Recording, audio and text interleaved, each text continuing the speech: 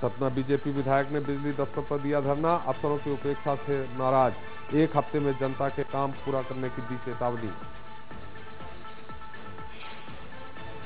पूर्व मंत्री लिखीराम कामरा के 4 हत्यारों को उम्र कैद की सजा। बालाघाट जिला अदालत का फैसला। दोषियों में 1 महिला समेत 3 नक्सली शामिल। भोपाल बरकुल्ला यूनिवर्सिटी के कुल सचिव एस.एस. सोलंकी निलंबित। ग्वालियर जीवाजी विश्वविद्यालय में किए गए अटैच। सरकार से बिना अनुमति के संविदा पर नियुक्ति किए थे कर्मचारी। जश्न आजादी से पहले जबलपुर में मना अखंड भारत दिवस। तैराकों ने नर्मदा की लहरों में लहराया तिरंगा। कश्मीर से कन्याकुमारी तक अखंड भारत का दिया संदेश। और हरियाली अमावस्या से बस्तर का पारंपरिक दशहरा उत्सव शुरू। आज से पूरे बस्तर में 75 दिनों तक चलेगा दशहरा पर्व।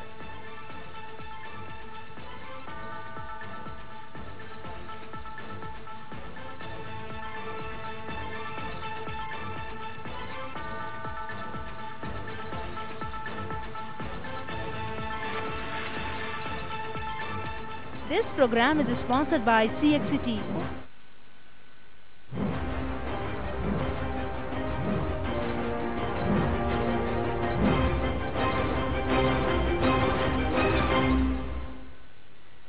तो आंखों में स्वराज का सपना पल रहा है, बिखेर कर रोशनी दिया खुद जल रहा है। हौसले की बाती हिम्मत से भीगी हुई, धीरे ही सही पर समा बदल रहा है। स्वराज की इसी बुनियाद पर आजादी के मतवालों और महापुरुषों और क्रांतिकारियों ने स्वतंत्र भारत के नव निर्माण का सुनहरा भविष्य लिखा था, जिसका बड़ा सीधा और स्पष्ट सा अर्थ था कि हमारा भारत एक ऐसा राष्ट्र होगा जहां न शासक होगा, न कोई शोषित, न मालिक होगा, न कोई मजदूर। सबके लिए शिक्षा, रोजगार, चिकित्सा और उन्नति के समान और सही अवसर उपलब्ध होंगे।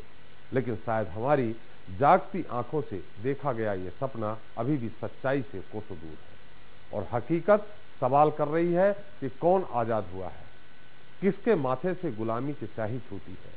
क्योंकि खंजर अब भी आजाद है सीनों में उतरने के लिए, और मौत आजाद है लाशों पे से गुजरने के लिए।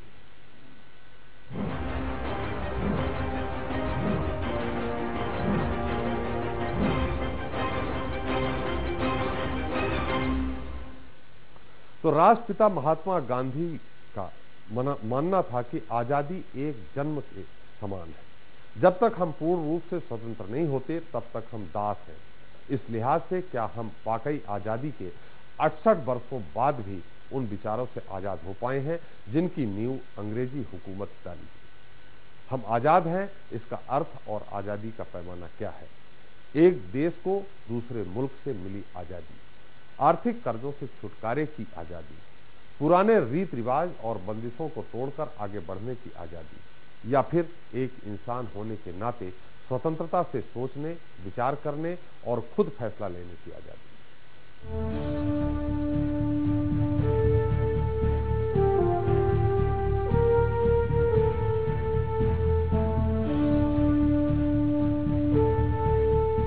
जी हाँ, आज से ठीक 69 बरस पहले स्वतंत्रता की बेड़ियों में जकड़े एक मुल्क को आजाद कराने वाले इन जन नायकों ने एक सपना देखा था। सपना स्वराज का, सपना संसाधनों के समान अधिकार का, सपना सबके सम्मान का, जहाँ न कोई बड़ा हो न कोई छोटा, न मजहबी भेद हो न सरहदी, न कोई शासक होगा न कोई शोषित, जहाँ खुले आसमान के नीचे सभी एक साथ सिर उठा के जी सके, जहाँ हर इंसान अपनी खुदी को बुलंद कर सके, अपनी खुशी ढूंढ सके, अपनी आत्मा की आवाज को सुन और सुना सके। क्योंकि गांधी जी की नजरों में आजादी स्वतंत्र आकाश में पंछी की उड़ान जैसी थी। स्वतंत्रता का अर्थ सिर्फ आर्थिक और सामाजिक नहीं, बल्कि सोच समझ में भी आजादी के आगाज से था। ऐसे में इस ख्वाब को बुने हुए 69 साल का समय बीत चुका है, जो सच्चाई को जानने और फैसला लेने के लिए काफी है। ये देश ने इतने सालों में क्या खोया और क्या पाया, क्योंकि इस दौरान हमारा देश बहुत से उतार चढ़ावों से गुजरा है। एक सच यह भी है कि इतने दशकों में हिंदुस्तान में बहुत कुछ बदला है। आजादी के बाद के इस लंबे सफर में देश ने बहुत कुछ हासिल भी किया है। दुनिया के नक्शे में भारत एक मजबूत अर्थव्यवस्था वाला देश बनकर उभरा है, न्यूक्लियर पावर के क्षेत्र में सराहनीय कदम बढ़ाया है। विदेश में बसने वाले भारतीय भी कामयाबी के नए किस्से गढ़ रहे हैं, तो हमारे देश की बेटियां चांद तारे में भी पहुंच रही हैं। अगर हमारे मुल्क ने इतने वर्षों में जहां ढेरों उपलब्धियां हासिल की हैं, तो वहीं दूसरी ओर पीड़ा और दुर्दिनों का भी सामना किया है। उसके दोनों चेहरे सामने आते हैं। फिर भी अगर कुछ नहीं बदला तो वो है गुलामी की मानसिकता।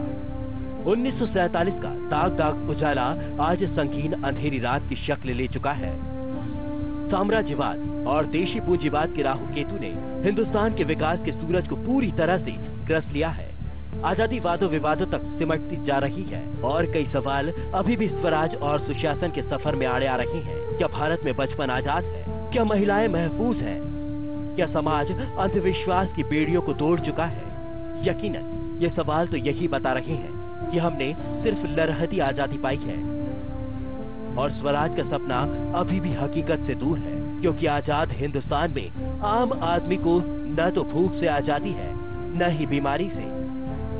शिक्षा के अभाव में वह अंधविश्वास का गुलाम बना हुआ है। आजादी के इतने समय बीत जाने के बाद भी कन्या भ्रूण हत्याएं खत्म नहीं हो रही, न ही बाल विवाह और दहेज के दंश से मुक्ति मिल रही है, जिससे पूरा सामाजिक ताना बाना छिन्न भिन्न हो रहा है। जहाँ तक दलितों और आदिवासियों के शोषण और तिरस्कार का सवाल है, इसके लिए दिखाने को कानून बहुत है, पर यहाँ भी इन तबकों की आजादी पूरी नहीं समझी जा सकती, क्योंकि वो आज भी न सुखी है, न समृद्ध, न सुरक्षित बना, न संरक्षित, न शिक्षित और न ही स्वावलंबी।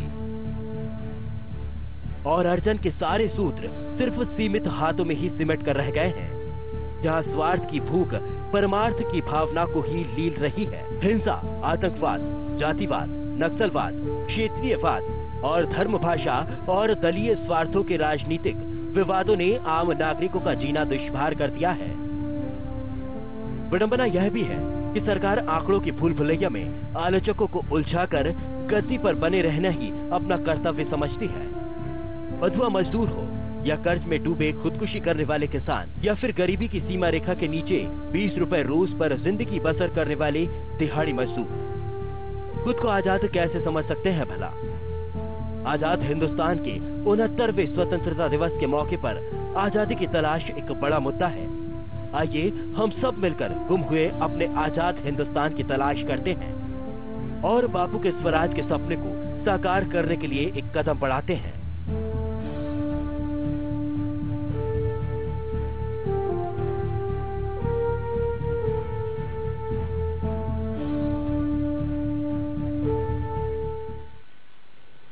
तो जब भूख, बेबसी, बेकारी और बदहाली ही मान ली जाए आजादी, जब उत्सव रस्म अदायगी तक ही रह जाए सिमट कर और स्वराज का सपना बनकर रह जाए सिर्फ एक सपना, तो सवाल उठते। आजादी के 69 साल बाद कितना सच हुआ स्वराज का सपना? क्या आजादी के बाद आदि के नैतिक मूल्यों में आई गिरावट? मूलभूत सुविधाओं से आज भी क्यों महरूम हैं हिंदुस्तानी? तो इस मुद्दे पर बात करने के हमारे साथ खास मेहमान मौजूद हैं। हम सबसे पहले स्वराज संस्थान के पूर्व संचालक और इतिहासकार श्रीराम तिवारी जी। तिवारी जी, आपका बहुत बहुत स्वागत है हमारे इस खास कार्यक्रम में। वरिष्ठ पत्रकार के अग्निहोत्री जी, आपका बहुत बहुत स्वागत है। और हमारे राजनीतिक विश्लेषक हमारे साथ हैं गिरिजा शंकर जी। गिरिजा शंकर जी, आपका भी बहुत बहुत स्वागत है इस कार्यक्रम में। पहला सवाल हमारा तिवारी जी आपसे ही है। स्वराज का जो सपना था गांधी जी का, वो कितना साकार हुआ है इन 68 वर्षों में? देखिए, गांधी जी का जो सपना था उससे तो हम मिलो दूर उसको पीछे छोड़ आए हैं। गांधी हों, बिस्मिल हों, पंचायती राज, ग्रामीण अर्थव्यवस्था, बहुत सारी चीज़ें जो सपने की तरह देखी थी, चाहे भगत सिंह ने देखी हों, चाहे गांधी जी ने देखी हों, हम उसको बिल्कुल एक दूसरी तरफ के रास्ते पर चल पड़े हैं। तो स्वराज के लिए जो यात्रा आज़ादी पाने के बाद, वो अभी भी दुष्कर है, कठिनाइयों से भरी हुई है। और कुछ कदम उठे हैं, कुछ कदम उठ भी रहे हैं, लेकिन जाहिर है कि वो अभी पर्याप्त नहीं है। तो मैं तो ये मानता हूँ कि गांधी जी का सपना अभी भी बहुत दूर है। और 2015 तक आते आते लगता ही है कि गांधी जी का सपना जो है वो जो भी विकास की जिनने जिम्मेदारी ली है उनके लिए वो सपना भी अब अटकने लगा है, खटकने लगा है जी। ऐसा मेरा मानना है। नहीं, ये अभी और कितने साल लगेंगे? 68 साल लग गए हैं, उसके बाद भी अभी अगर मेरे पास वो भी आंकड़े हैं कि मैं दिखाऊं कि कितने प्रतिशत लोग अभी भी कुपोषण के शिकार हैं, कितने प्रतिशत लोगों को अभी भी मूलभूत सुविधाएं नहीं। लगभग 30 से 35% लोग हैं जिनको मूलभूत सुविधाएं नहीं है। मूलभूत सुविधाएं मतलब ऐसा नहीं कि शौचालय नहीं है, पानी पीने की व्यवस्था नहीं है, खाने की सही व्यवस्था नहीं है, बिजली तो दूर की बात है। तिवारी जी। नहीं तो आप जो कह रहे हैं वो वास्तव में जनभावना भी है, जनता भी वही महसूस कर रही है, समाज उसी तरह से महसूस कर रहा है और लगातार हम उसका जो सपना है गांधी जी का या विकास का जो यात्रा है उस पर हम पिछड़ रहे हैं जी। बल्कि श्रीकांत वर्मा ने बहुत पहले कहा था मगध में विचारों की कमी है। तो विचार और संकल्प हम सब उससे दूर होते जा रहे हैं, होते गए हैं। आश्चर्य होता है कि हम जो स्वाधीनता संग्राम में जो आदर्श रहे हैं, जिनकी कुर्बानियां रही हैं, जिनका कंट्रीब्यूशन रहा है, उस तक का आकलन पहचान करने की ताब हमारे समाज में नहीं बची है जी। तो इक्का दुक्का प्रयत्न होते रहे हैं, लेकिन मोटे तौर पर देश भर में लगभग वैसा ही माहौल है। तो जी, हम इसी मुद्दे पर हम गिरिधर शंकर जी आपसे जानना चाहते हैं। पहला सवाल तो ये है कि जो हमने तिवारी से किया, वाकई में क्या स्वराज गांधी जी का सपना कितना पूरा हुआ? दूसरा सवाल साथ में ये भी है कि खादी के जो नैतिक मूल्य थे, माने खद्दरधारी जो हमारे नेता थे, जो नायक थे, उनकी नैतिकता में कितना अवमूल्यन हुआ है? देखिए, गांधी जी का स्वराज, देश की आजादी और जिन अभावों की आप चर्चा कर रहे हैं जो आज हमारे देश के एक बड़ा हिस्सा हमारे नागरिकों का झेल रहा है, तीनों अलग अलग चीज है जी।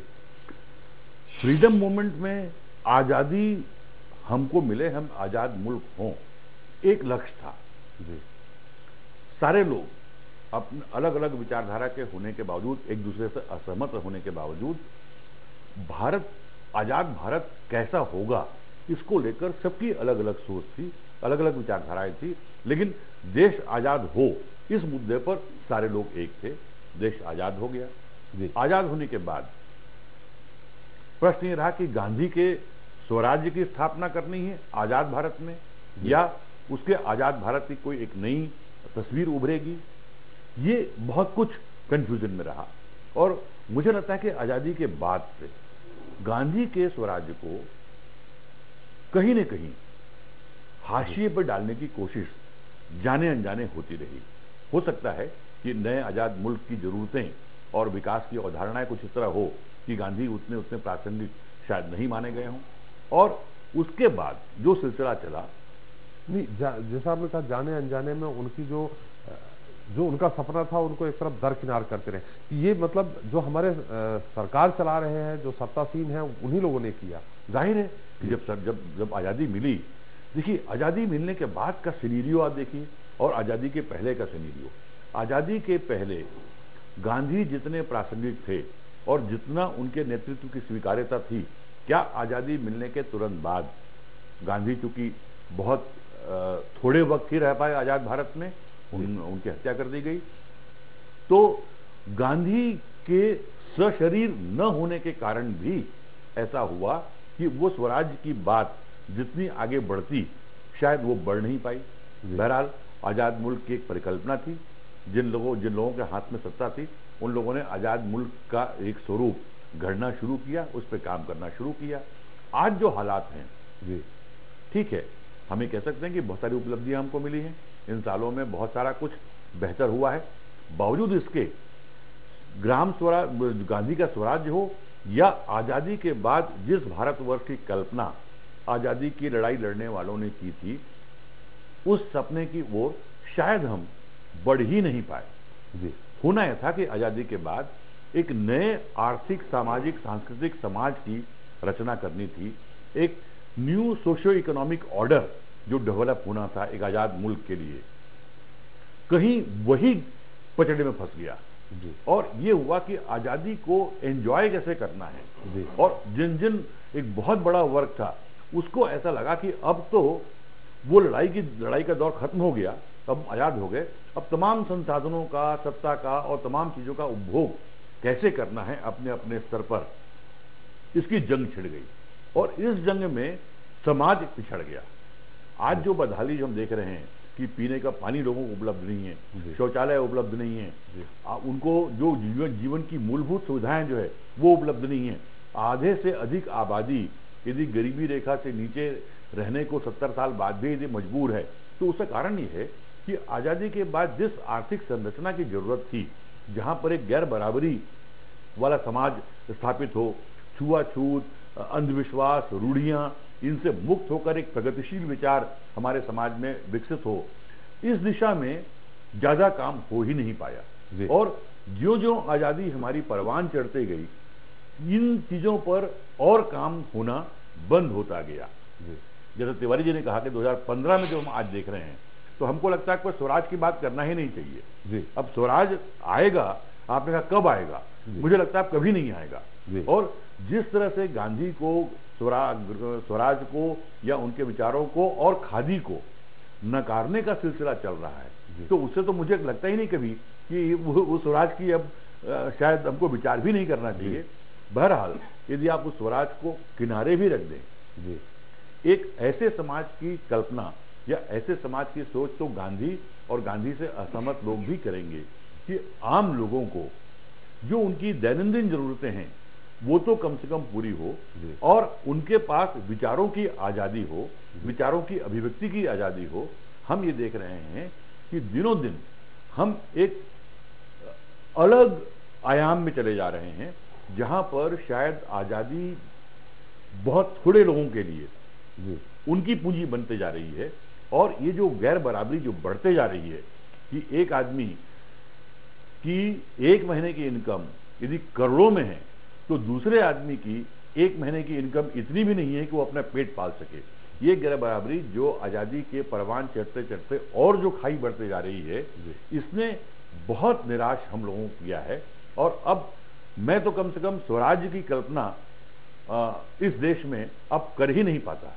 मतलब सीधी सी बात है कि जो अंग्रेजों ने एक खाका खींच दिया था, उस खाके पे ही हम निर्भर हैं, उसी के आधार पे चल रहे हैं। अगर उन्होंने रेलवे लाइन शुरू की थी, जो उन्होंने ब्रिज बनाए, जो उन्होंने उसकी लाइन दी, उसी लाइन पे आज चल रहे हैं। अपना कुछ नया नहीं हुआ अगर एक दो चीजों को छोड़ दिया जाए। नहीं, अपना बहुत कुछ नया हुआ जी, अपना बहुत कुछ नया हुआ जी। लेकिन आप ये समझिए कि केवल रेलवे लाइन, सड़क, नहर, कारखाने, इससे कोई समाज नहीं बनता जी। समाज में एक न्यायपूर्ण व्यवस्था की जरूरत होती है। एक आजाद मुल्क में जिस तरह का आर्थिक सामाजिक व्यवस्था बननी चाहिए, जिसमें कि न्याय सबसे पहले हो, आजादी की सुगंध सबसे ऊपर हो, यदि वो नहीं है तो आपके तमाम इंफ्रास्ट्रक्चर और इकोनॉमिक डेवलपमेंट, वो इंडेक्स, ये किसी काम के नहीं है। और हुआ ये कि हमने उस सामाजिक आर्थिक संरचना की तरफ, एक नए समाज को बनाने की तरफ हम काम नहीं कर पाए। और वही हुआ कि समाज का एक वर्ग उस आजादी के फल को बहुत बेहतर ढंग से एंजॉय करता रहा और एक बहुत बड़ा वर्ग आजाद मुल्क में भी गुलाम की तरह जी रहा है। मतलब अमीर अमीर होते चले गए, गरीब और गरीब होते चले गए। अग्निहोत्री जी, एक पहले हमें भी ध्यान है, आपको भी ध्यान होगा, जब 15 अगस्त होता था, 26 जनवरी, खासकर 15 अगस्त को स्कूलों में भी बड़े धूमधाम से मिठाई बंटती थी, प्रभात फेरी होती थी, मोहल्ले मोहल्ले स्कूलों के बच्चे निकलते थे। आपने देखा होगा धीरे धीरे जैसे जैसे आजादी का समय बढ़ता जा रहा है, 68 साल हो गए, वैसे वैसे ये सारी चीजें भी लुप्त होती जा रही हैं। सरकारी दो तरह के, जैसा आपने कहा था कि यहाँ दो तरह के त्योहार हो गए हैं। जो त्योहार आम आदमी मनाता है वो सरकार नहीं मनाती, जो त्योहार सरकार मनाती हो आम आदमी नहीं मनाता। बीच में पहले स्कूलों में थोड़ा बहुत मनाया जाता था, वो भी लगभग लुप्त होता जा रहा। जी त्रिपाठी जी, इस कार्यक्रम से पहले अपनी बात हो रही थी जी, तो मैंने देखा, ये मेरा ऑब्जर्वेशन है कि जो सरकार जो त्योहार मनाती है वो पूरा देश नहीं मनाता, और जो पूरा देश त्योहार मनाता है वो सरकार नहीं मनाती। तो ये जो विसंगति है, ये पहले जो उत्साह था, जो आप पहले उत्साह की आप बात कर रहे हैं, पहले उत्साह बच्चों में अपने आप था, लेकिन जैसे जैसे समय बीतता गया त्रिपाठी जी, 68 साल बड़ा लंबा समय है, बहुत सी उपलब्धियां हमने हासिल की हैं, ऐसा नहीं है कि हमने कोई उपलब्धियां हासिल नहीं की, हम बहुत आगे बढ़े हैं। कई सारी उपलब्धियां हैं जो गिनाई जा सकती हैं, लेकिन जो मूलभूत सुविधाएं हैं, जो गिरिजा भैया बोल रहे थे कि गैर बराबरी की जो बात है, गिरिजा भैया ने कहा कि हमें नहीं लगता है, और हमें भी यही लगता है जो गिरिजा जी ने बोला कि कभी स्वराज आ पाएगा। गांधी जी के दर्शन में जो स्वराज था वो तो मैं भी सहमत हूं कि वो अब आने की स्थिति नहीं है, लेकिन त्रिपाठी जी मुझे ये लगता है कि जो गैर बराबरी वाली जो बात है, 68 साल बाद मोदी जी को, प्रधानमंत्री मोदी जी को ये बात करनी पड़ रही है कि गांव में शौचालय बनना बहुत जरूरी है, घरों में शौचालय बनना बहुत जरूरी है। तो बताइए 68 साल में गांधी का जो स्वराज का जो दर्शन है, जो उनकी परिकल्पना है, जब गांव में शौचालय नहीं है, स्वच्छता नहीं है, शहरों में स्वच्छता नहीं है, उसके लिए आवाज उठानी पड़ रही है 68 साल बाद, तो किस तरह की सरकारें रहीं और किस तरह की सरकारों ने काम किया, और कैसे मूलभूत सुविधाएं, शुद्ध पानी, पेयजल की बात है, गरीबी की बात है, गरीबी पे कितने चुनाव लड़े गए, गरीबी हटाओ, उसके बाद सरकारें भी बनी, लेकिन गरीब वहीं का वहीं है। और गरीबी हटाओ पे चुनाव लड़े गए, और इंदिरा जी की सरकार भी बनी थी, गरीबी हटाओ पे बनी थी। तो कितने साल गुजर गए त्रिपाठी जी, 68 साल को चेंजेस हुए हैं, ये नहीं कह रहे कि चेंजेस नहीं हुए हैं, बहुत सारे हुए हैं। मंगल ग्रह को छू रहा भारत, तो बहुत सारी बातें हुई हैं, प्रगति की बहुत आयाम हुए, पोखरण हुआ, न्यूक्लियर का बात हुई, तो भारत के पास न्यूक्लियर हथियार भी आ गया। लेकिन ये जो गरीब तबका है, ये जो आम आदमी है, जो सामान्य वर्ग है, उसके जो मूलभूत सुविधाएं हैं, स्वास्थ्य है, पानी है, भोजन है, शिक्षा है, ये सारी चीजें आज भी कभी कभी जब आंकड़े देखते हैं तो लगता है हम वहीं खड़े हैं त्रिपाठी जी, जहां से शुरू हुए थे शायद, क्योंकि इतने सालों में भी हम ये सारी चीजें लोगों को मुहैया नहीं करा सके, तो फिर आगे क्या उम्मीद की जानी चाहिए हमारे सत्ताधारियों से। जी निश्चित अग्निहोत्री जी। तिवारी जी, हम आपसे जानना चाहेंगे, हमारे दर्शक भी जानना चाहेंगे, आपने इस क्षेत्र में बहुत काम किया है, आजादी मिल गई, ठीक है, हमारे साथ एक दर्शक है सागर जी से। पप्पू जी, आपका स्वागत है, अपना सवाल करें। सर मेरा सवाल है जी कि वास्तव में अगर हम आजाद होना चाहते हैं सर जी, और अगर हम चाहते हैं, सोचते हैं कि आजाद हो गए हैं जी, तो सर सबसे पहले हमें हमारा उन लोगों पर फर्ज है सर जो छत्तीसगढ़ में और बिहार में सर जो नक्सलियों के बीच जो लोग रह रहे हैं, जिनको कोई भी सुविधा आज भी नहीं मिली है और अंग्रेजों के जमाने से बदतर जिंदगी आज भी जी रहे हैं, तो उनके लिए सरकार क्या कर रही सर? जो हमारे शहीद हो रहे हैं इतने जवान, उनके परिवार सर कितने दुखी होते हैं। जी, आपका सवाल यही है कि हमारी सरकार नहीं कर रही, आज भी लोग बद से बदतर जीवन जी रहे हैं, नक्सलियों के क्षेत्र में हमारे जवान शहीद हो रहे हैं। हम इसका उत्तर लेंगे गिरिजा जी से, लेकिन बाद में हमारे साथ एक और दर्शक हैं शिवपुरी से, सरवन जी। सरवन जी, आपका स्वागत है, सवाल करें। हेलो, सवाल करिए सरवन जी, आपका स्वागत है। हाँ, मेरा इतना सा वो है कि गांधी जी के जो आचार विचार धारा थी, उनकी जो सोच थी जी, वो आज के अपने देश के मुखिया क्यों नहीं चाहते हैं कि ऐसा भी हर वर्ग के आदमी को मूलभूत सुविधाएं मिले? जी बिल्कुल, आपका सवाल सही था। इसको गिरिजा शंकर जी ने पहले ही बता दिया कि कहीं ना कहीं जो सत्तासीन है, जिनके हाथ में सत्ता के सूत्र रहे हैं, उन लोगों ने ही गांधी जी के जो सपने हैं उनको थोड़ा सा दरकिनार कर दिया था। आपने तिवारी जी, मैं आप सवाल कर रहा था, इत्तेफाक से दर्शकों के जो प्रश्न आए वो हम गिरिजा जी से उत्तर लेंगे। आपने बहुत काम किया है, आजादी मिल गई, 68 साल हो गए, ठीक है, हमारे मूलभूत सुविधाएं नहीं मिल पाई सारी। जो आजादी के दिलाने के लिए जिन लोगों ने संघर्ष किया, जो कुर्बान हुए, उनका संकलन ही अभी तक पूरी तरह से नहीं हो पाया कि वो कौन लोग थे, अभी तक लोगों को नहीं मालूम। आपने चूंकि इस क्षेत्र में काम किया है, आपको मालूम होगा। तो मैं जानना चाहूंगा दर्शकों को, हम जानना चाहेंगे कि दर्शकों को आप बताएं कि मध्य प्रदेश और छत्तीसगढ़ से जुड़े ऐसे कौन से स्वतंत्रता संग्राम सेनानी हैं जिन्होंने बहुत संघर्ष किया, वो शहीद हो गए और लोगों को नहीं मालूम है, कुछ संक्षेप में। देखिए, पहले तो जो गिरिजा शंकर जी जो कह रहे थे, स्वराज का सपना दूभर या असंभव जो होता जा रहा है, देखिए हम बहुत खतरनाक मुकाम पर आ खड़े हुए हैं। यदि देश में स्वराज नहीं है तो आज़ादी भी नहीं बचेगी। जब देश अंग्रेजों के हाथ में पराधीन हुआ, तब भी देश में स्वराज की स्थिति शून्य थी। राजा रजवाड़ों और जो जमींदारों के जो दृश्य था, जिसके कारण हम पराधीन हुए। स्वराज यदि आज अनुपस्थित जो सपना जाहिर है कि वो यथार्थ है, तो हम आज़ादी खोने के करीब जाते जा रहे हैं। जहाँ तक देश को आज़ादी दिलाने की बात है, मध्य प्रदेश में, छत्तीसगढ़ में एक बड़ी भागीदारी रही है, और ख़ास करके जो नक्सलाइट बेल्ट की जो बात हुई है, उन क्षेत्रों में भी आदिवासी जन ने सबसे आगे। अगर आपकी अनुमति हो तो एक हमारे साथ दर्शक और सवाल करना चाह रहे हैं। राम स्वरूप जी, सागर से आपका स्वागत है, अपना सवाल करें, संक्षेप में सवाल करिए, मेरा आपसे अनुरोध है। हाँ, ये बोला था मैं जी, ये राजनीतिक पार्टियां जो हैं गांधी जी का मिसयूज करके और अपने वोट के बैंक का वो करते हैं, इनको इनसे कहना चाहिए कि आप इनका बिल्कुल भी नाम ना लें, इनका गांधी जी का, और आप अपने हिसाब से चुनाव लड़िए। और इनके ये सब फालतू का बकवास करते हैं और गांधी जी के उसका सपनों पे कुठाराघात कर रहे हैं। निश्चित ये बहुत ट्रिपल सवाल हैं, अलग अलग। गिरिजा शंकर जी सुन रहे हैं, हम सबका उत्तर एक साथ लेंगे। हमारे साथ दतिया से एक और हैं, संतोष जी, आपका स्वागत है, आप सवाल करें। हाँ जी, मैं संतोष भार्गव बोल रहा हूँ। जी भार्गव जी, आपका स्वागत है, सवाल करें। हाँ सर, ये कह रहे हैं जैसे यहाँ पर जो है, जो किसानों के लिए जो नहरें वगैरह जो शासन द्वारा डाली गई हैं, अभी किसानों की जो है जो खेती वगैरह सूख रही है, फसलें सूख रही हैं सर, राजघाट परियोजना द्वारा, तो इसको बांध को भर के क्या कर रहे हैं सर? उसके लिए किसानों के लिए सुविधा दी जा सकती है शासन चाहे तो।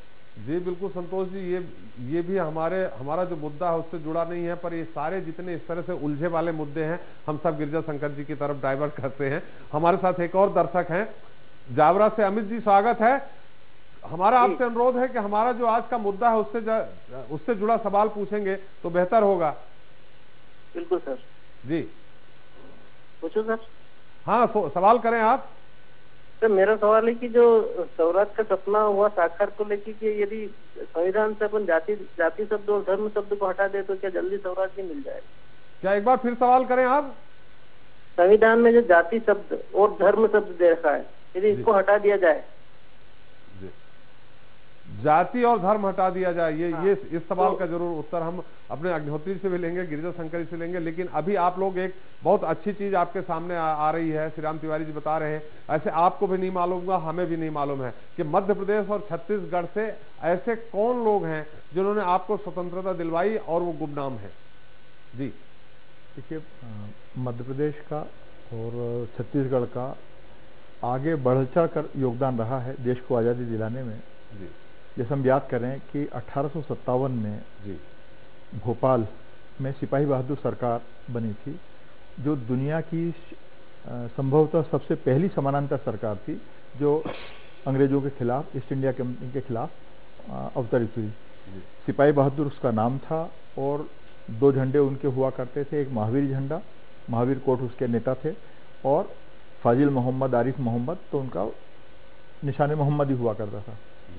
फिर उसके बाद 1915 में फिर भोपाल की विभूति बरकतुल्लाह भोपाली, 1915 में राजा महेंद्र प्रताप सिंह के साथ में मिलकर उन्होंने फिर एक समानांतर सरकार बनाई जिसके वो प्रधानमंत्री थे और राजा महेंद्र प्रताप सिंह राष्ट्रपति हुआ करते थे।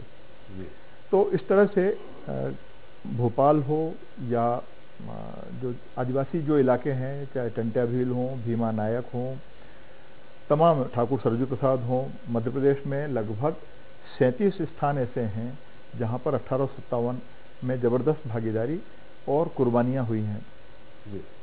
मध्य प्रदेश में हम लोगों ने, जब मैं नौकरी में था तो मध्य प्रदेश के फ्रीडम गजेटियर तैयार करने की कोशिश की गई थी। 38 जुनों का तैयार भी है, प्रकाशन जब भी होगा, जब होगा।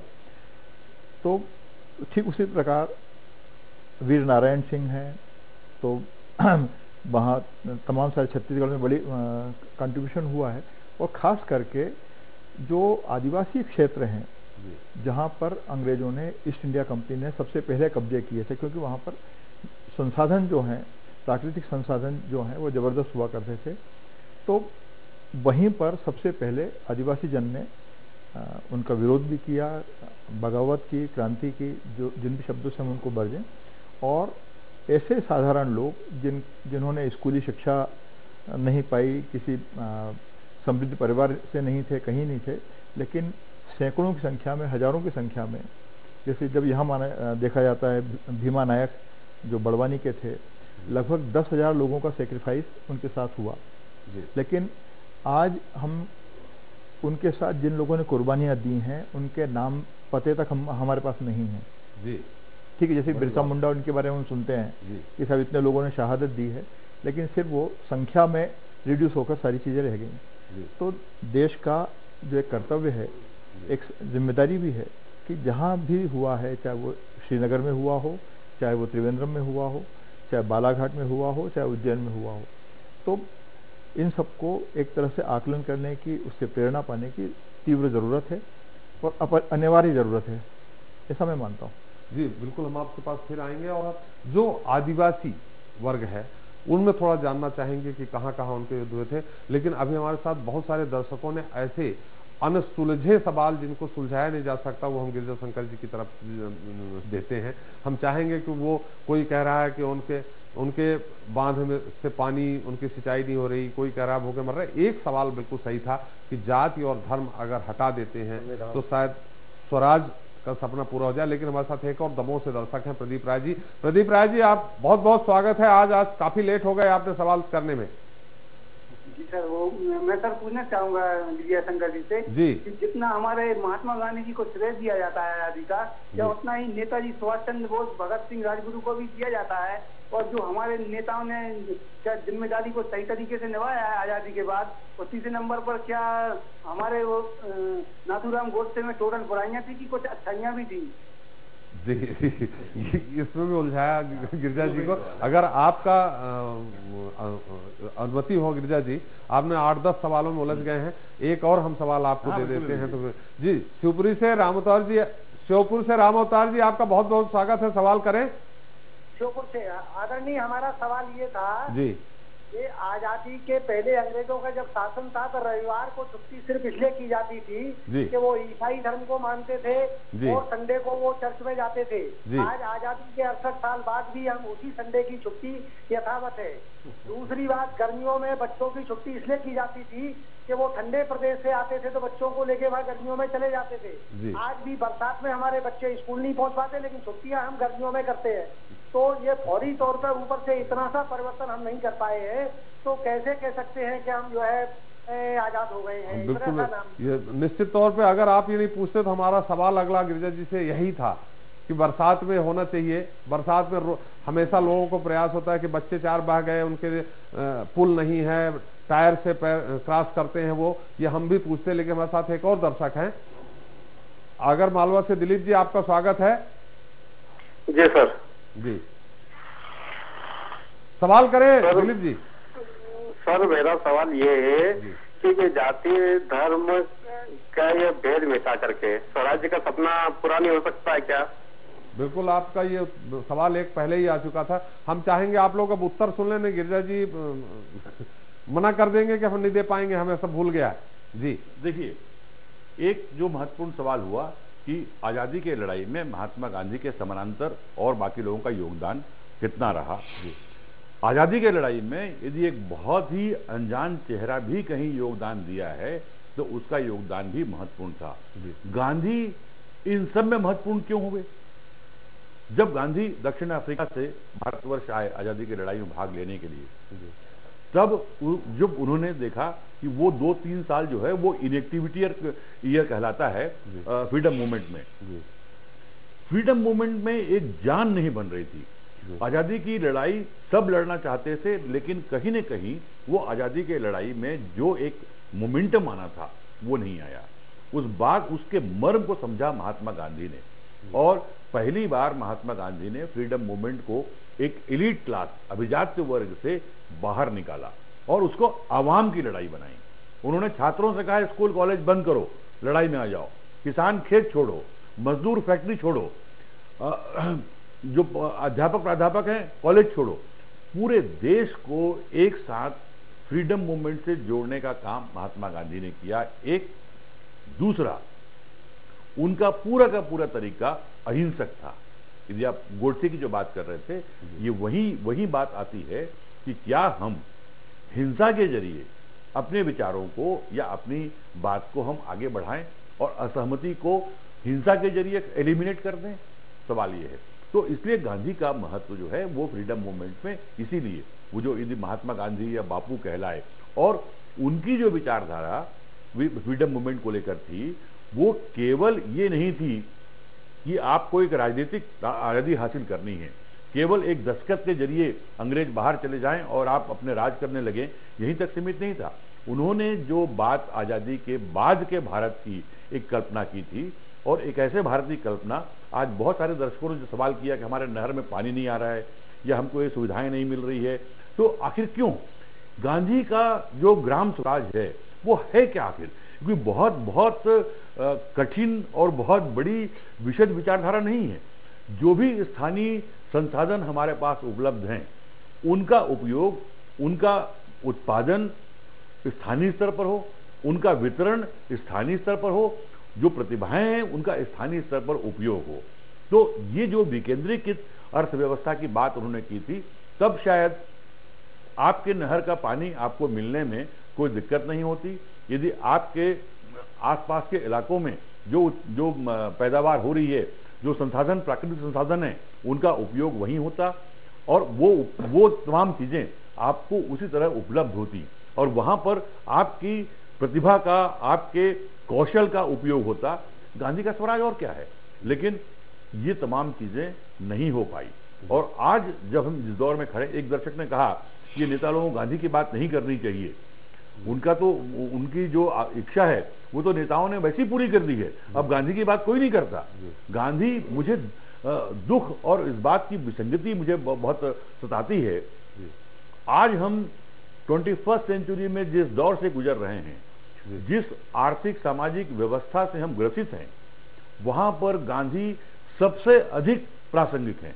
मुझे लगता है कि आजादी की लड़ाई के बाद एक दौर जो है, जो आज है, जहां पर हम एक तरफ आर्थिक सामाजिक विसंगतियों से जूझ रहे हैं, दूसरी तरफ सामाजिक सद्भाव और धार्मिक सहिष्णुता का जो अभाव हमको दिख रहा है, आज के दौर में गांधी सबसे प्रासंगिक है।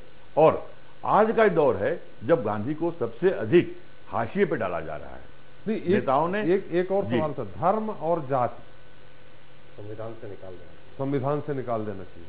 धर्म और जाति का संविधान में होना या नहीं होना, या आपकी जाति और धर्म का होना, ये महत्वपूर्ण नहीं है। महत्वपूर्ण ये है, ये तमाम चीजें आपके आड़े क्यों आ रही हैं?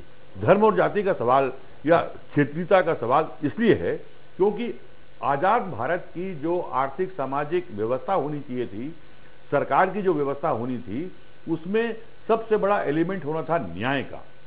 आप देखेंगे कि प्रधानमंत्री हो, मंत्री हो, मुख्यमंत्री हो, जब वो अपने पद की शपथ लेते हैं तो उस शपथ में वो ये नहीं कहते कि मैं प्रदेश का, देश का विकास करूंगा। शपथ क्या लेते हैं? मैं बिना किसी राग द्वेष के हर व्यक्ति के साथ न्याय करूंगा, और यही न्याय का एलिमेंट हमारी पूरी व्यवस्था से दिनों दिन गायब होता जा रहा है। यदि हमारी इस व्यवस्था में न्याय का एलिमेंट आ जाए, सामाजिक न्याय जिस दिन आ जाएगा, उस दिन आपकी जाति और धर्म या किसी और तरह की जो चीजें हैं वो कहीं बाधक नहीं बनेंगी। क्योंकि न्यायपूर्ण व्यवस्था हम इन 70 वर्षों में कायम नहीं कर पाए।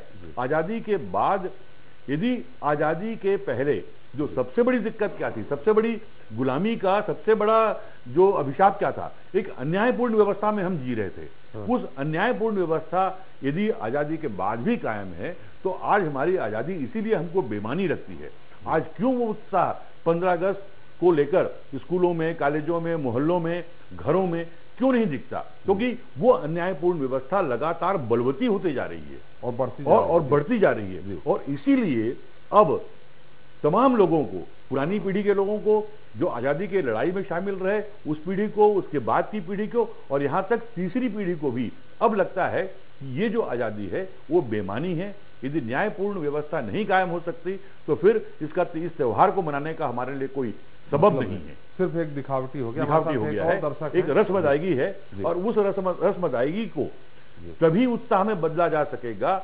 आजादी की सार्थकता इस बात में नहीं है कि आपका आर्थिक विकास कितना हो गया, आपकी मूलभूत समस्याएं कितनी दूर हो गई। सब ये आजादी का पैमाना नहीं है। पैमाना आजादी का यही है कि एक आजाद मुल्क में विचारों के स्तर पर, जीवन जीने के स्तर पर, सामाजिक आर्थिक स्तर पर क्या हम एक न्यायपूर्ण व्यवस्था कायम कर पाए। यदि वो न्यायपूर्ण व्यवस्था कायम नहीं है, यदि न्याय अदालतों को ही देना है, यदि न्याय किसी और संस्था को देना है, हमारी व्यवस्था के अंदर यदि न्याय नहीं है, तो चाहे आपका जीडीपी जितना हो जाए, मंगल नहीं और किसी ग्रह पे पहुंच जाए, वो आजादी कम से कम आम आदमी के लिए बेमानी है। बिल्कुल सही कहा। हमारे साथ एक और दर्शक हैं भोपाल से, योगेश जी। योगेश जी, अपना सवाल करें, आपका स्वागत है। माफ करिएगा, थोड़ी देर हुई। हाँ सर, कोई बात नहीं सर। स्वतंत्र दिवस की शुभकामनाएं सर आप सभी को। आपको भी बहुत बहुत जी। सर, मेरा सवाल ये है कि क्या हमने अपने मूल कर्तव्य को जाना जब हम मूल अधिकार की बात करते हैं? एक सवाल मेरा ये है। और दूसरा सवाल मेरा सर विजय शंकर जी से ये है कि आप बात कर रहे हैं अन्याय की व्यवस्था की। मेरा सर श्रीमान जी से सिर्फ इतना निवेदन है कि सर, ममता बनर्जी का जब कार्टून बनाया जाता है, एक कार्टूनिस्ट को, एक जर्नलिस्ट को जेल में डाल दिया जाता है, तब हमारी न्यायिक व्यवस्था क्या कर रही थी? जबकि सुप्रीम कोर्ट के पास संविधान में यह अधिकार है कि वे सो मोटो इस प्रकार का अपना सो मोटो उस पर संज्ञान ले सकता है, उसमें संज्ञान ले सकते हैं। बिल्कुल सही कहा। आपने गिरिजा शंकर जी से ही उत्तर जानना चाहा है, हम उन्हीं से उत्तर लेंगे, लेकिन एक और दर्शक का सवाल देते हुए हम उनसे उत्तर लेंगे। सिलवानी से राघवेंद्र जी, आपका स्वागत है, अपना सवाल करें। जी सर जी। मेरा ऐसा मानना है जी कि आजादी के 69 साल बाद जी हम 69% ही स्वराज का सपना सच कर पाए। क्या इस बात से हमारे विद्वान सहमत हैं? ये हम तीनों लोगों से आपका उत्तर जरूर लेंगे, लेकिन गिरिजा जी हम चाहेंगे कि हमारे एक दर्शक ने सवाल किया था, उसका संक्षिप्त उत्तर आप दें। जो उन्होंने एक प्रसंग उठाया ममता जी के कार्टून का, यदि 68 साल में देखें तो ऐसे पता नहीं हजारों प्रसंग होंगे और हर प्रसंग को लेकर आजादी की सार्थकता को नहीं देख सकते। कुल मिलाकर यह है कि हम आजाद भारत में जिस नए समाज की कल्पना करते थे, एक आजाद भारत का समाज, आजाद भारत के नागरिक और उनकी जो पूरी आजादी की सार्थकता थी, हम वहां तक न पहुंचकर लोकतंत्र हमने क्यों अपनाया था? लोकतंत्र केवल इसलिए नहीं था कि आपको वोट डालने का केवल अधिकार है और 5 साल तक आप घर में बैठे रहिए। दरअसल आजाद भारत में सरकार और सामाजिक व्यवस्था के संचालन में हर एक आदमी की बराबर भूमिका हो। एक करोड़पति अरबपति की भी एक वोट की ही भूमिका होगी और एक गरीब से गरीब आदमी की भी एक वोट की भूमिका होगी और दोनों ही बराबरी से भागीदारी करेंगे। लेकिन ये भागीदारी हमारी जो खत्म कर दी गई, उससे बहुत सारी जो विसंगतियां उपजी, उनमें से ममता प्रसंग भी एक विसंगति है। बिल्कुल सही कहा। हम श्री राम तिवारी जी के पास चले, लेकिन उससे पहले अग्निहोत्री जी, एक सवाल हमारा आपसे है। किसी बड़े नेता कहते थे कि हमें अंग्रेजी से नहीं, अंग्रेजियत से तकलीफ है। मैंने लोगों की मानसिकता बदलनी चाहिए। आज भी खासकर हम जिस प्रदेश से आते हैं, उस प्रदेश में कुछ हिस्सों में बहुत ज्यादा होता है कि छुआछूत, हरिजन या आदिवासी मंदिर में नहीं जा सकता, बारात निकल रही है तो जूता पहन के नहीं जा सकता। वो मानसिकता ही नहीं बदली। क्या उसमें सरकार की व्यवस्था का दोष है या उनकी अपनी मानसिकता? आपने मेरे मन की बात छीन ली जी। अंग्रेजियत की और अंग्रेजी की जहां तक सवाल है जी, आप देखिए जापान, चीन, कोरिया, इन सब में अपने देश की भाषाएं बोली जाती हैं, पढ़ाई जाती हैं, समझी जाती हैं और बाहर से भी यदि कोई मेहमान आ जाए विदेश से तो उनसे भी वो अपनी ही भाषा में बात करते हैं। हमारे यहाँ चूंकि हम अंग्रेजों की सल्तनत से आज़ाद हुए, तो हमारे यहाँ अंग्रेजी की इतनी ज़्यादा अहमियत बढ़ती चली गई कि हम उससे बाहर ही नहीं निकल पाए। दूसरा, एक दर्शक जो आपके थे बड़े महत्वपूर्ण सवाल कर गए कि संविधान से जाति और धर्म को हटा देने से क्या क्या फर्क आएगा। आप देखिए, संविधान में ये व्यवस्था की गई थी जातियों के लिए, कुछ जातियों के लिए आरक्षण की 10 साल के लिए। 10 साल मतलब 1957।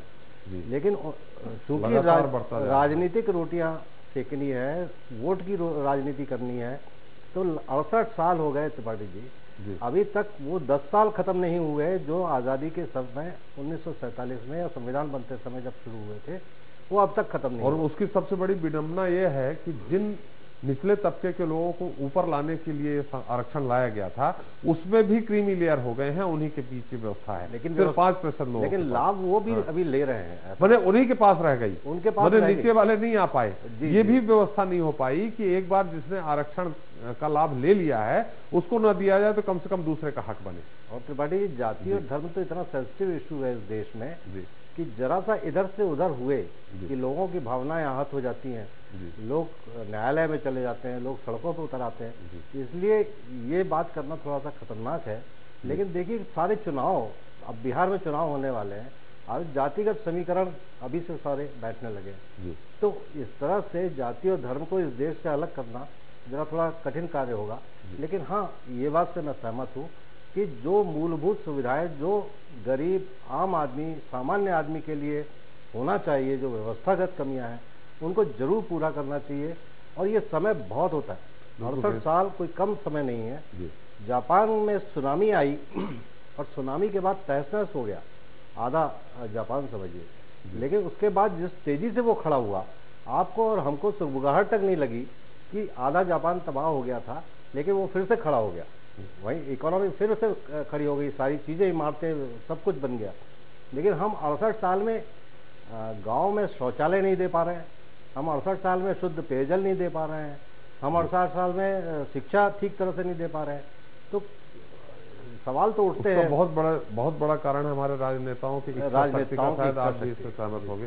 तिवारी जी, हम आपके पास एक बार फिर हम जानना चाहेंगे कि आदिवासी बेल्ट में किस तरह से फ्रीडम मूवमेंट हुआ था। और दूसरा, चूंकि एक अच्छा सवाल है, वो मुझे भी अच्छा लगा, गिरिजा जी ने उसका उत्तर भी दे दिया, ममता बनर्जी से जुड़ा जो सवाल किया हमारे एक दल। देखिए, आदिवासी क्षेत्रों में तमाम जगह, चाहे झाबुआ अलीराजपुर वाला इलाका हो, चाहे फिर ये निमाड़ वाला इलाका हो, चाहे छत्तीसगढ़ में तमाम बस्तर हो और सरगुजा और सारे इलाके हों, सब जगह चेतना का प्रसार भी था और आदिवासी जन ने आगे बढ़ चढ़कर हिस्सा लिया। बल्कि आप यूँ देखें कि चाहे वो त्रेता के समय से आप देखें कि जब भगवान राम को जब ज़रूरत है, तब आदिवासी जन उनके साथ हैं, उनकी मदद करते हैं और फिर वापस अपने जंगलों में लौट जाते हैं। उसके बाद भी आप देखें, आज़ादी के संघर्ष में देखें, तो लगभग पहला जो स्वाधीनता संग्राम का शंखनाद जो है, वो हम लोग सन्यासी फकीर विद्रोह से मानते हैं, 1761 के आसपास से। उसमें भी आदिवासी जन की जबरदस्त भूमिका रही। गांधी जी का जो सारा संग्राम है, संघर्ष है, उसमें भी आदिवासी जन ने आगे बढ़ चढ़कर भूमिका निभाई है। लेकिन मज़ेदार बात यह कि हर बार उन्होंने भूमिका निभाई और फिर उससे बाद में समाज ने, नागर समाज ने उनसे कहा कि आप वापस अपने गुफाओं में लौट जाइए, आप अपने जंगलों में लौट जाइए। और अब तो पिछले 68-69 साल में हमने उनसे जंगल भी छीन लिए, हमने उनसे उनकी हवा पानी भी छीन लिया, हमने उनसे गरीबी भी छीन ली। तो मतलब ये कि जिन लोगों ने काम किया, चाहे वो बिरसा मुंडा हो, चाहे भीमा नायक हो, चाहे टंट्या भील हो, तो सब लगता है कि एक तरह का निरर्थक ही दौर रहा है। ऐसी निराशा का भाव तो आ ही रहा है। थोड़ा संक्षेप में जानना चाहेंगे, चाहे बिरसा मुंडा हो, भीमा नायक, इनने किस तरह से आज़ादी में अपना रोल अदा किया था? देखिए, टंट्या भील ने एक तरह का रॉबिनहुड हम कह सकते हैं उस अंदाज में कि वो अंग्रेजों का और जमींदारों के अत्याचार का वो शिकार हुए, जिसके कारण उनको एक बागी स्वर अपनाना पड़ा। और लगातार मतलब उनका जो आतंक फिर जो फैला है, वो फिर चाहे इंदौर में होलकर राज्य के वो नागरिक थे, तो चाहे वहाँ हो, चाहे झाबुआ हो और जबलपुर तक, जबलपुर में अंत में उनकी फांसी हुई, तो होशंगाबाद वाला क्षेत्र हो। तो आप ये भी देख सकते हैं कि जब संसाधन नहीं है, कोई मोटरसाइकिल नहीं है, कोई कार नहीं है, कोई उनके पास जगुआर जीप नहीं है, उनके पास एक सिंपल जो घोड़ा या जो भी साधन थे, तो कई बार तो ये होता था कि एक साथ एक ही वक्त में कई जगह उन्होंने हमले किए। इंदौर में भी हो रहा है, देपालपुर में भी हो रहा है, होशंगाबाद में भी हो रहा है।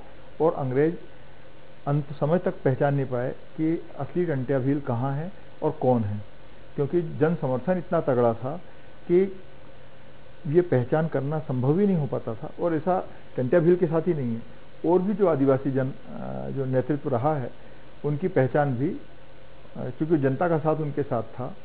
और जैसे हम झारखंड के हम याद करें तो बाबा तिलका माझी लगभग 1761 के बाद का उनका दौर है, और उन्होंने पहली बार, मतलब जो गिरिजा जी जो कह रहे थे कि गांधी जी अकेले नहीं है जिन्होंने देश में स्वराज का सपना देखा।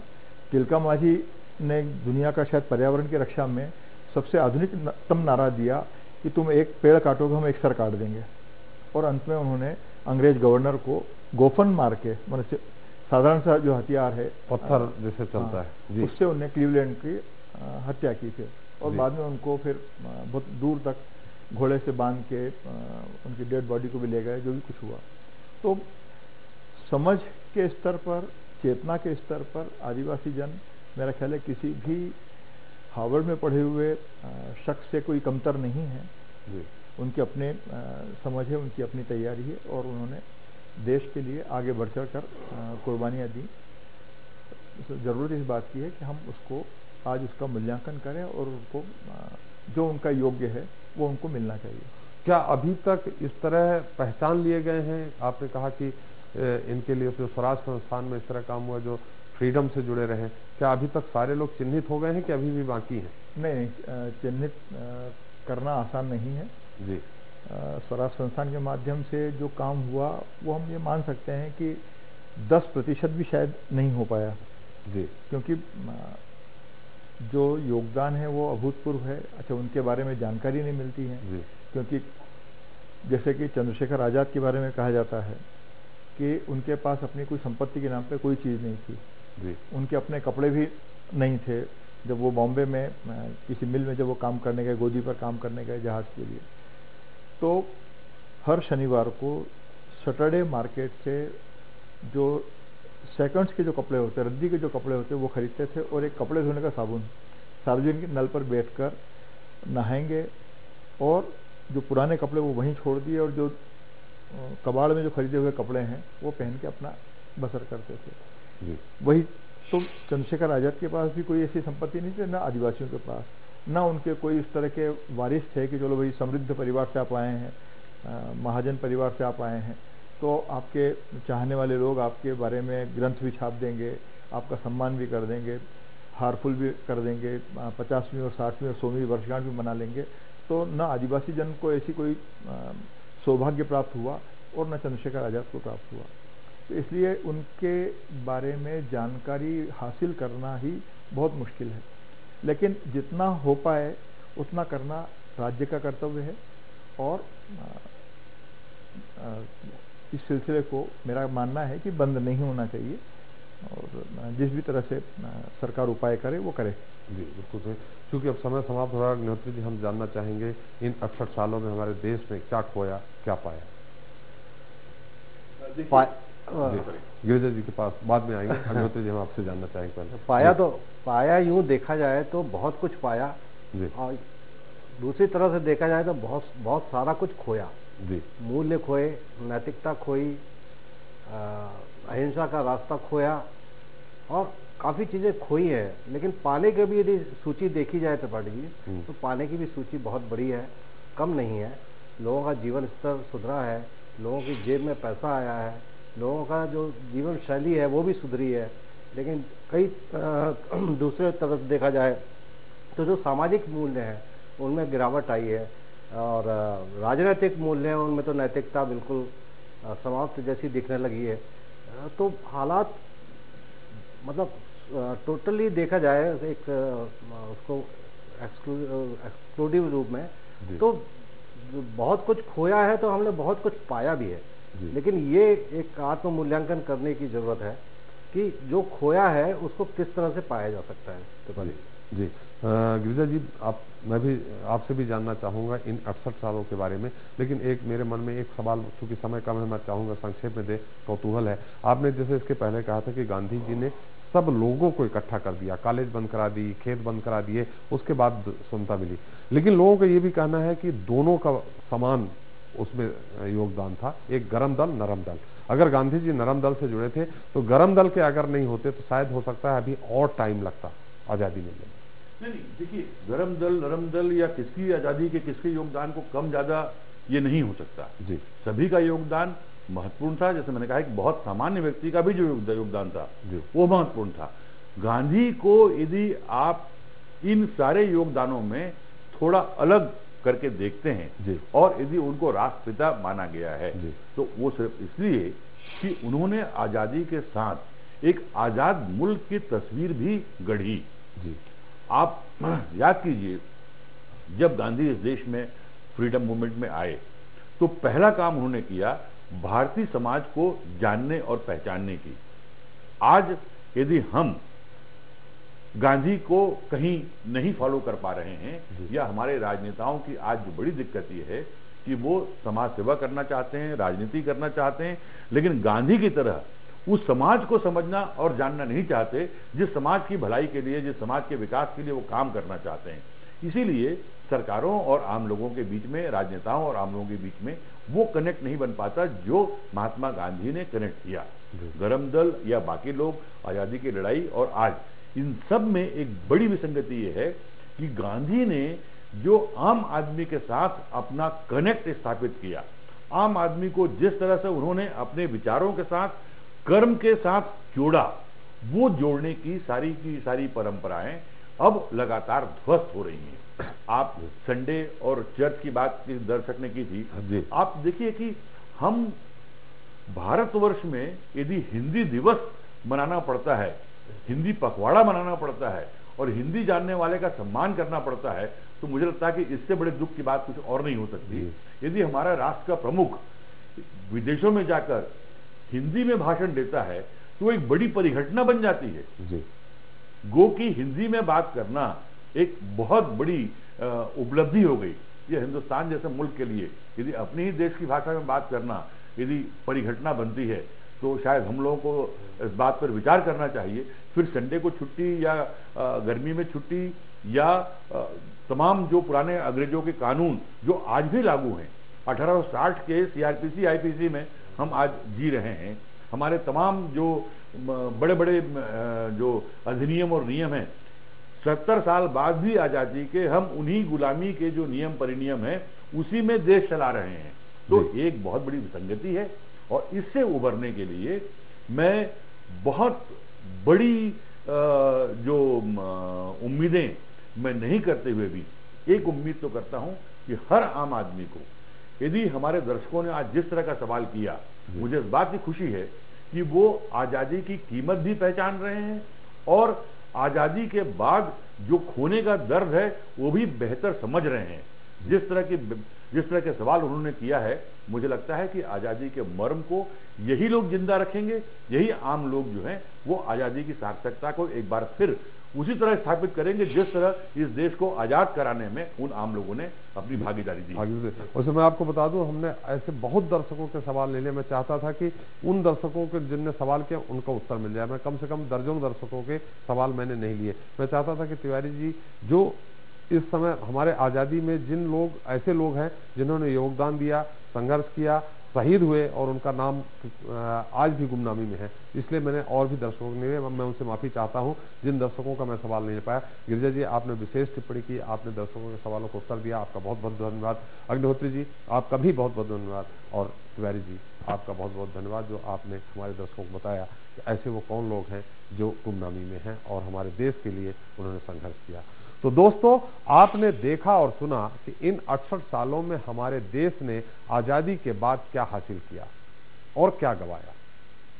आज हम मंगलयान की कामयाबी के गीत गा रहे हैं, लेकिन गरीबी का आलाप बंद नहीं हो पा रहा।